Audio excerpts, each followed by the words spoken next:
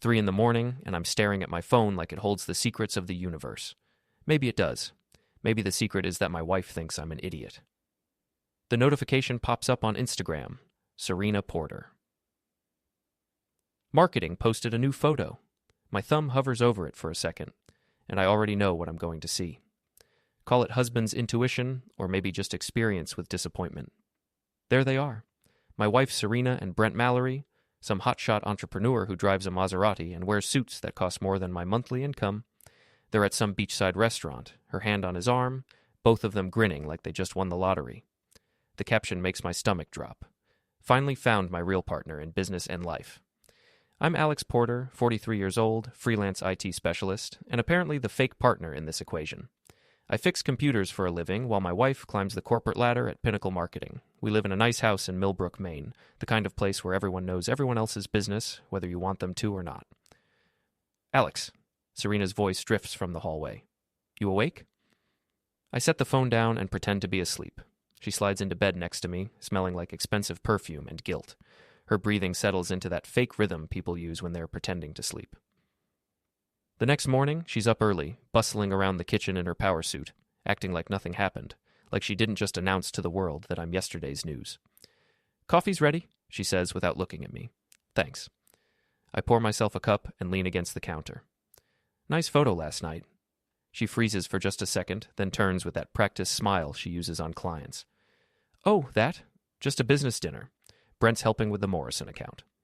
Business dinner at 11 p.m. on a beach in Portland, very professional. Don't start, Alex. Start what?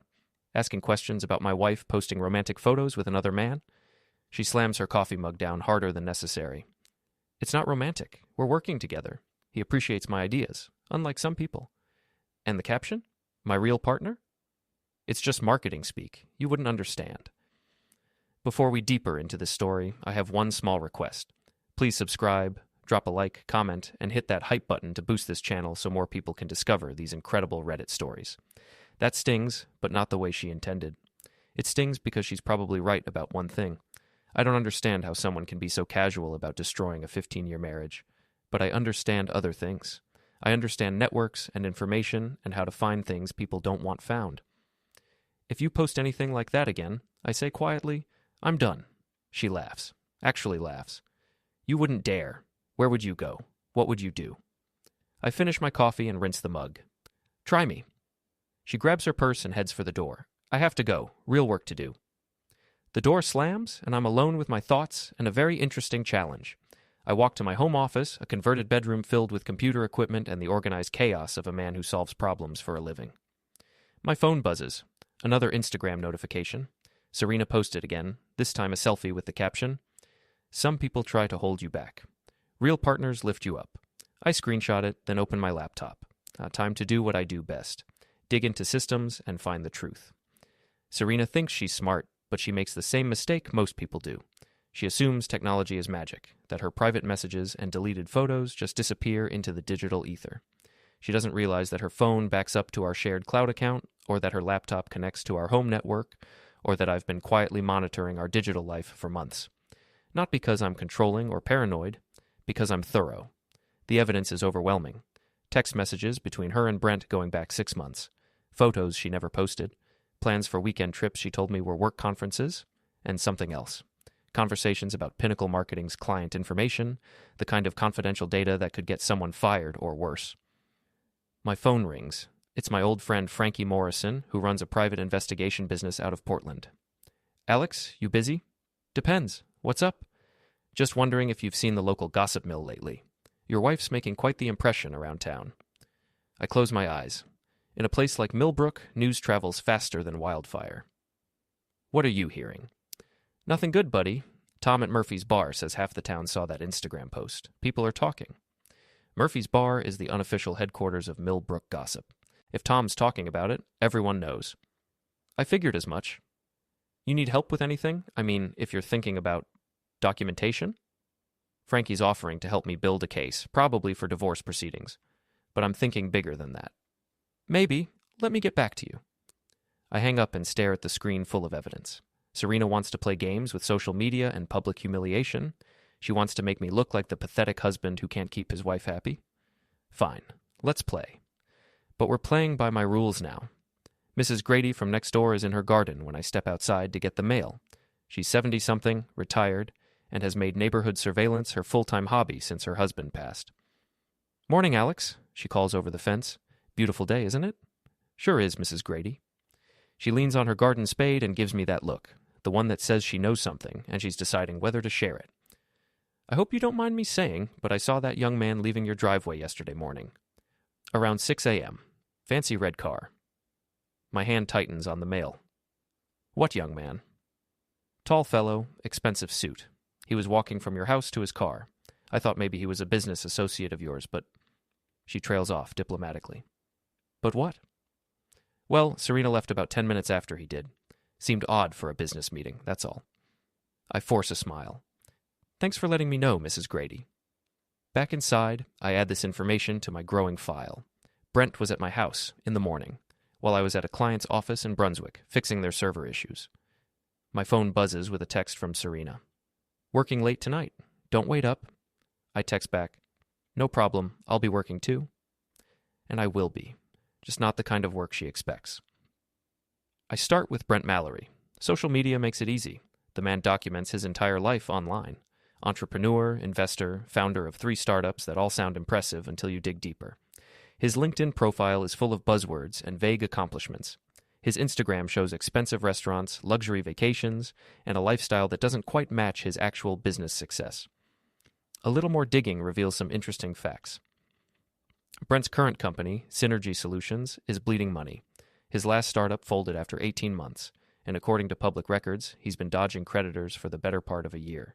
But he's still spending money like it's going out of style, which means he's getting it from somewhere. I think about those text messages between him and Serena, the ones where they discussed Pinnacle Marketing's clients and strategies. I think about Serena's access to confidential information and Brent's desperate need for a financial lifeline. My phone rings. It's Erica Walsh, Serena's assistant. "Hi, Alex. Is Serena there?" "She's at work. Isn't that where you are?" "I am, but she's not. She left around noon and said she'd be back, but Mr. Feldman is looking for her and she's not answering her phone." "Interesting. I haven't heard from her. Maybe try her cell again?" "I have. It goes straight to voicemail." After Erica hangs up, I check Serena's location on our shared family plan. She's at the Ocean View Hotel in Portland, the same hotel where she and Brent had their business dinner. I grab my keys and drive into town. Not to the hotel. That would be too obvious. Instead, I head to Murphy's Bar, where Tom Brennan has been serving drinks and collecting gossip for 20 years. The place is exactly what you'd expect from a small-town bar. Dark wood, dim lighting, and the kind of atmosphere where people tell the truth after a few drinks. "Alex," Tom greets me from behind the bar. "Didn't expect to see you on a Tuesday afternoon." "Slow day. Thought I'd grab a burger." Tom nods and starts cooking. The lunch crowd is small. A few retirees, a couple of guys from the hardware store, and Janet Mills from the real estate office. "Heard there's some excitement in town," I say casually. Tom glances around, then leans closer. "You mean the Instagram thing?" "Yeah, people are talking." "Sorry, man. That's got to be rough."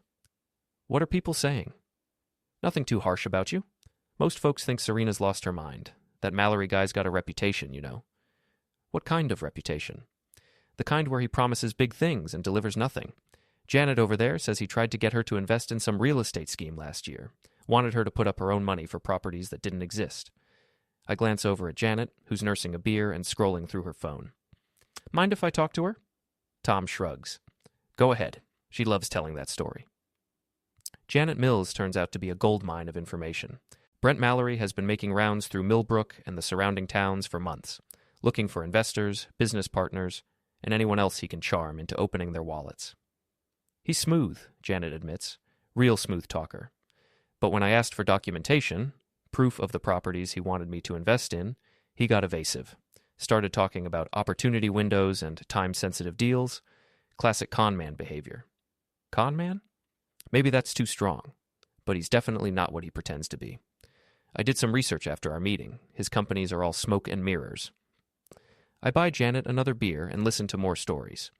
By the time I leave Murphy's, I have a clear picture of Brent Mallory, a desperate man with expensive tastes and no legitimate way to fund his lifestyle, which makes Serena either a victim or an accomplice. My phone buzzes with a text from Serena. Still working, probably won't be home until late. I text back, take your time. Then I drive home and start making phone calls. The first call is to Marcus Chen, an old client who works in corporate security. He owes me a favor from when I recovered his company's data after a ransomware attack. Alex, good to hear from you. What can I do for you? I need some information about a company called Synergy Solutions, specifically their financial situation and any legal issues.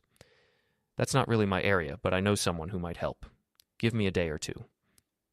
The second call is to my cousin Jennifer, who works for the State Attorney General's office. Hey Jen, I need a favor. What kind of favor? The kind where you tell me if someone named Brent Mallory has ever been investigated for fraud or investment schemes. Alex, I can't just give out information about ongoing investigations. What about closed cases? Public records? She sighs. I'll see what I can find, but you didn't hear it from me. The third call is back to Frankie. I need that help now, I tell him. What kind of help?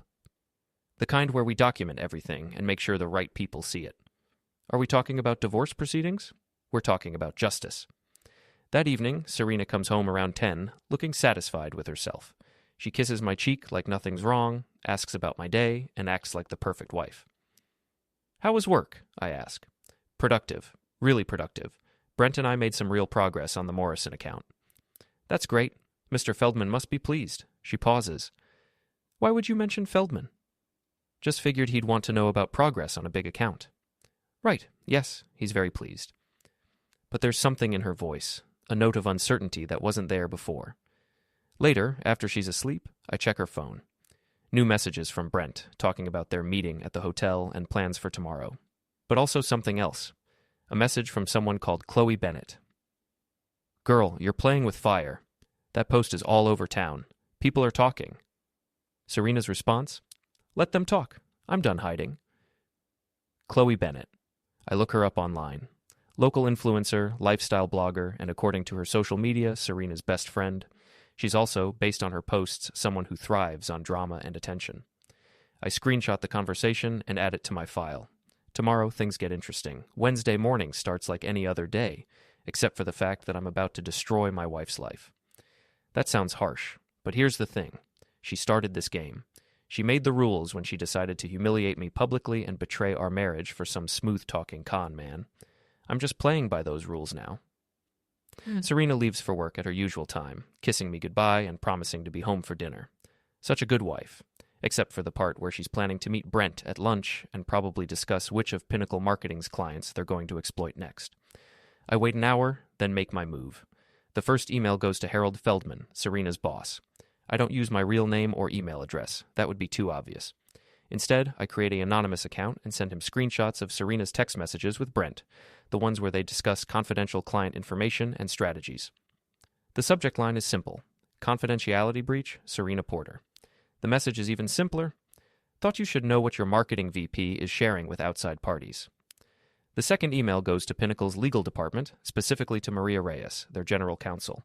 Same screenshots, same anonymous account, but this time I include some additional information about Brent's financial troubles and failed businesses. The third email is more creative. It goes to Chloe Bennett, the influencer friend who loves drama. I send her some of the more damaging text messages between Serena and Brent, along with evidence of Brent's financial problems. Thought you'd want to know what kind of man your friend is really involved with, I write. Might make for interesting content. Then I sit back and wait. I don't have to wait long. At 10:30 a.m., my phone rings. It's Erica, Serena's assistant, and she sounds panicked. Alex, is Serena with you? No, she's at work. Why? Mr. Feldman wants to see her immediately. He seems really upset about something, and there are people from legal here. I'm sure it's nothing serious. I hope so. She's not answering her phone again. After Erica hangs up, I check Serena's location. She's at the Ocean View Hotel again. Poor thing. Probably doesn't even know her world is falling apart. At 11:15, Chloe Bennett posts a new Instagram story. It's a screenshot of a text message, one of Brent's messages to Serena where he talks about leveraging her access to client data for his business deals. Chloe's caption reads, "When someone slides into your DMs with tea about local drama, the post gets immediate attention. Comments start pouring in from people who recognize the names, asking questions, sharing their own stories about Brent Mallory. Within an hour, it's been shared dozens of times. At noon, Marcus Chen calls me back. That information you wanted about Synergy Solutions? It's worse than I thought. The company is basically insolvent. They owe money to vendors, landlords, and at least 3 different law firms. And there's talk of a federal investigation into some of their investment schemes. Federal investigation? Securities fraud, possibly wire fraud. Nothing official yet, but my contact says it's coming. Perfect timing. At 12:30, Serena finally calls me. She's crying. Alex, something terrible is happening. Feldman called me back to the office. There are lawyers here, and they're asking about my relationship with Brent. What kind of questions? About confidential information, about client data. Someone sent them screenshots of private text messages. Alex, I think I'm in serious trouble. I let concern creep into my voice. What kind of screenshots? Messages between me and Brent, but they're taken out of context. We were just brainstorming, sharing ideas. It's not what it looks like. I'm sure you can explain everything. I hope so, but Feldman looks furious, and Maria Reyes keeps talking about potential criminal liability. Alex, what if I lose my job? We'll figure it out, I tell her. Whatever happens, we'll get through it. Such a supportive husband. After she hangs up, I drive into town for lunch at Murphy's. The place is buzzing with conversation about Chloe's Instagram post and the rumors spreading around town. Crazy stuff, Tom says as he serves my sandwich. People are saying Serena might be in real trouble at work. I hope not. That Mallory guy, though, sounds like he's bad news. Janet was just in here, saying she heard he's been running some kind of investment scam. I eat my lunch and listen to the gossip flow around me. It's amazing how quickly information spreads in a small town, especially when that information confirms what people already suspected. At 2 p.m., Jennifer calls me back. That name you asked about? Brent Mallory? He's not under investigation yet, but he should be. I found 3 different complaints filed against him in the past year. Investment fraud, breach of contract, and something about misrepresenting business partnerships. Anything actionable? Not yet, but if someone were to compile all the evidence and present it properly, it might be enough to get some attention from the right people. Hypothetically speaking, yes. At 3:30, Serena calls again. This time she's not crying, she's angry. They suspended me, she says. Pending investigation, they took my laptop, my phone, everything, and they're talking about filing a police report. A police report for what? Corporate espionage, theft of confidential information. Alex, they think I was selling client data to Brent. Were you? The silence stretches for several seconds. It wasn't like that, she finally says. We were exploring business opportunities. I never sold anything. But you shared information. I shared ideas, strategies, nothing that wasn't already public knowledge. Except that's not true, and we both know it. The text messages I sent to Feldman show her sharing specific client budgets, campaign details, and competitive intelligence that definitely wasn't public knowledge. Where are you now? I ask. Driving around. I can't go back to the office, and I don't want to go home yet. I need to think. Take your time. After she hangs up, I check social media. Chloe's post has exploded. Hundreds of comments, dozens of shares, and now other people are posting their own stories about Brent Mallory. It's turned into a full-scale social media pile-on. Someone even created a hashtag #MillbrookScammer. At 4 p.m., Mrs. Grady knocks on my door. Alex, I hope you don't mind, but I wanted to check on you. I've been hearing some disturbing rumors around town. What kind of rumors? About Serena and that young man with the fancy car. People are saying she might be in legal trouble. Mrs. Grady looks genuinely concerned, which makes me feel almost guilty about what I'm doing. Almost. I'm sure it's just gossip, I tell her. I hope so. You're a good man, Alex. You deserve better than what's been happening. After she leaves, I sit in my office and review everything I've set in motion. The corporate investigation, the social media exposure, the growing pile of evidence about Brent's questionable business practices. It's all proceeding exactly as planned.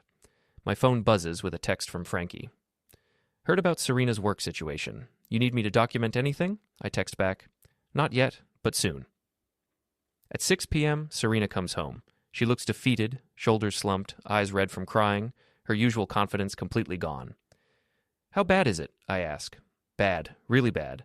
They're talking about pressing charges, and if they do, I could face jail time. What about Brent? Is he in trouble too? She laughs bitterly. Brent? He's nowhere to be found.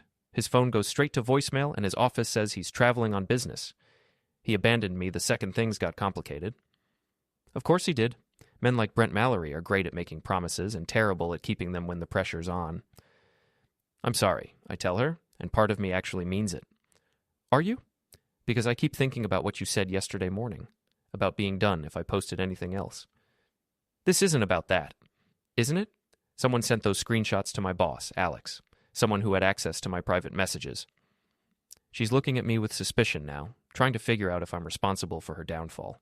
She's smart enough to put the pieces together, but not quite ready to believe her boring IT husband could orchestrate something this sophisticated. Who else would have access? I ask. I don't know. Maybe someone hacked my phone. Maybe Brent shared the messages with someone. Maybe... She trails off, studying my face. Maybe what? Maybe my husband decided to get revenge? We stare at each other for a long moment. She's testing me, looking for a reaction that will confirm her suspicions. I give her my best concerned husband expression. Serena, I know you're upset, but accusing me of sabotaging your career isn't going to help anything. Then who did this? I don't know, but whoever it was probably did you a favor. If Brent was really planning to use you for some kind of fraud scheme, you're better off finding out now.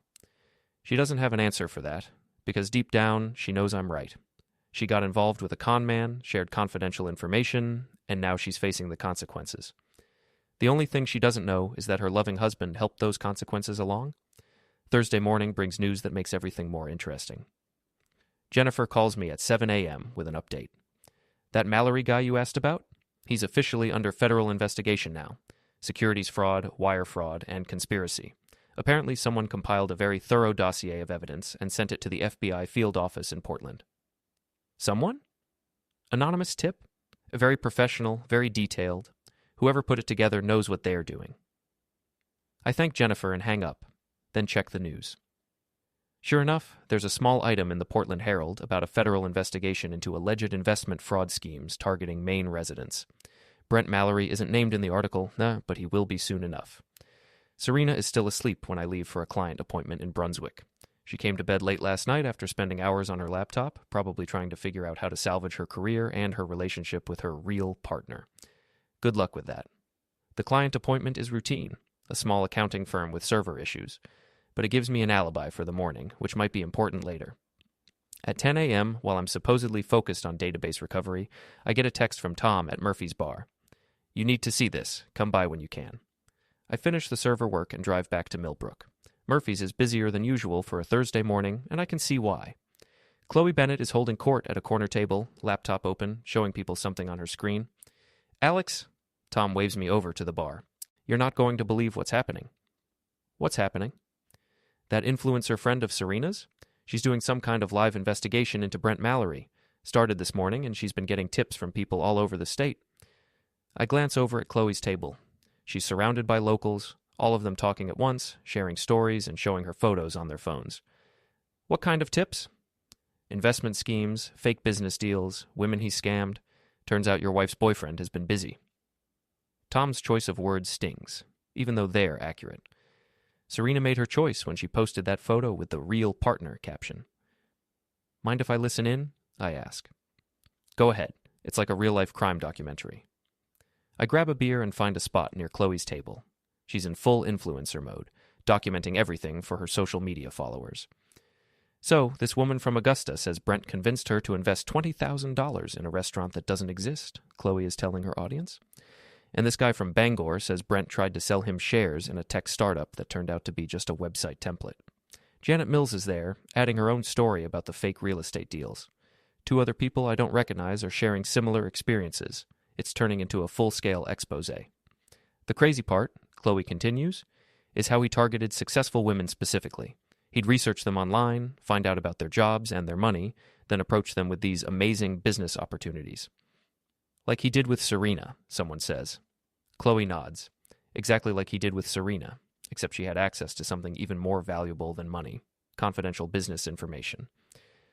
I sip my beer and listen to them piece together Brent's scheme. It's actually more sophisticated than I initially thought. He wasn't just looking for investors, he was building a network of women in positions of power, women who could provide him with inside information about their companies and clients. Serena wasn't his girlfriend, she was his asset. My phone buzzes with a call from Serena. Alex, where are you? Brunswick, client appointment. What's wrong? Everything's wrong. The FBI called. They want to interview me about Brent and his business dealings. The FBI? They said he's under investigation for fraud, and they think I might have information that could help their case. That's good, right? If you cooperate with them, maybe they'll go easier on you. Or maybe they think I was part of his schemes from the beginning. She's crying again, and despite everything, I feel a twinge of sympathy. Serena made terrible choices, but she's not a criminal mastermind. She's just a woman who got seduced by a con man's promises and lost sight of what really mattered. When do they want to talk to you? This afternoon. Alex, I'm scared. What if they arrest me? Just tell them the truth.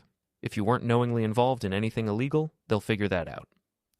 Will you come with me to the interview? The request surprises me. After everything that's happened, she still wants my support. Of course, I tell her. After we hang up, I sit in my truck outside Murphy's and think about what comes next. The federal investigation will probably clear Serena of criminal wrongdoing, but it won't save her job or her reputation. And it definitely won't save her relationship with Brent, who's probably already planning his escape from Maine. But I'm not done yet. Destroying Serena's career was just the beginning. I drive home and find Serena pacing around the kitchen, still in her pajamas, looking like she hasn't slept in days. The FBI agent's name is Patricia Williams, she says without preamble. She wants to meet at the federal building in Portland at 2 o'clock. Okay, we'll leave at 1:30. Alex, I need to ask you something, and I need you to tell me the truth. Here it comes. Did you send those screenshots to my boss? I look her straight in the eye. No, I didn't send screenshots to Harold Feldman. It's technically true. I sent them to Feldman and the legal department, but not just to Feldman. But you knew about the messages between me and Brent. I suspected something was going on. The Instagram posts made it pretty obvious. So you went through my phone. I went through our shared cloud account. Everything you do on your phone backs up automatically. I didn't have to hack anything. She sits down heavily at the kitchen table. I messed up, didn't I? Yeah, you did. I thought he was different. I thought he saw something in me that you didn't. What did I not see? Ambition, drive, the desire to build something bigger than this. She gestures around our kitchen, our home, our life together. And what did he see? She's quiet for a long time. Access, she finally admits. He saw access. At 1:30, we drive to Portland in silence. The federal building is an imposing concrete structure downtown, the kind of place that makes you feel guilty even if you haven't done anything wrong. Agent Williams turns out to be a sharp-eyed woman in her 40s who treats Serena with professional courtesy but obvious suspicion. I wait in the lobby while they talk. 2 hours later, Serena emerges looking drained but slightly relieved. How did it go? I ask as we walk to the parking garage. Better than I expected. She said I'm not a target of the investigation, just a potential witness. But Alex, the things she told me about Brent... What things? He's been running scams for years. Multiple identities, fake businesses, dozens of victims.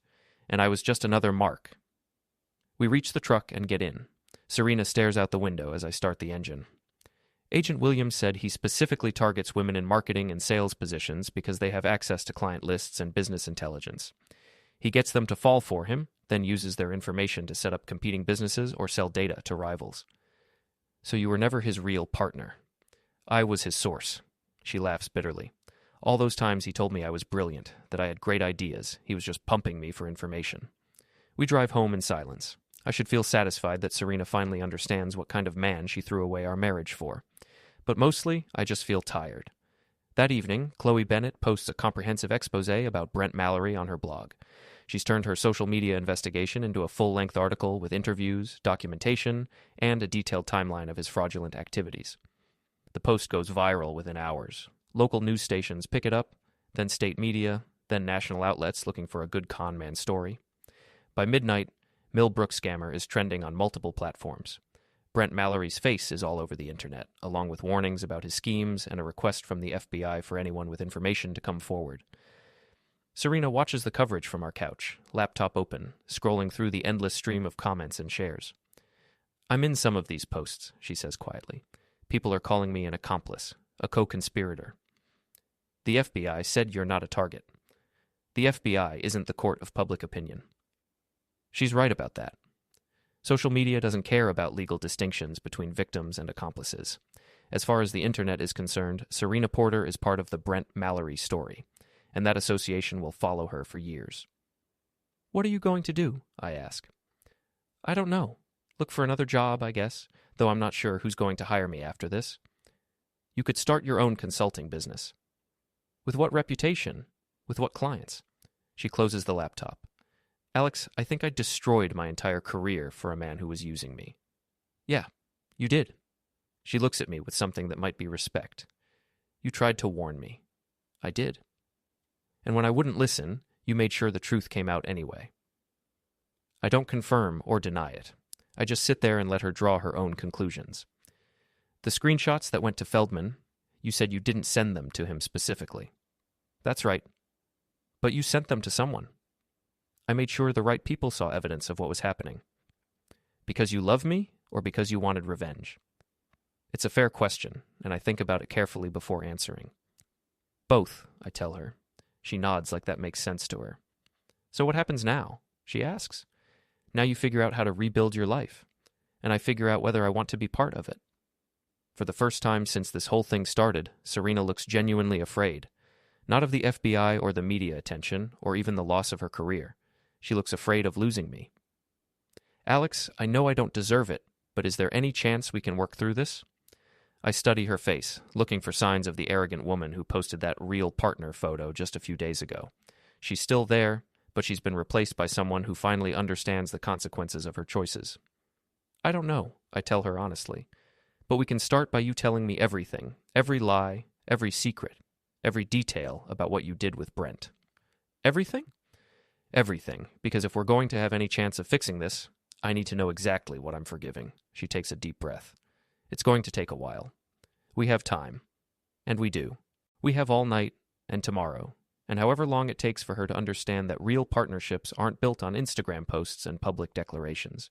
They're built on trust, honesty, and the willingness to choose each other even when it's difficult. Especially when it's difficult. The reckoning isn't over yet. But for the first time since I saw that photo, I think it might end with something other than destruction. Maybe it will end with the truth.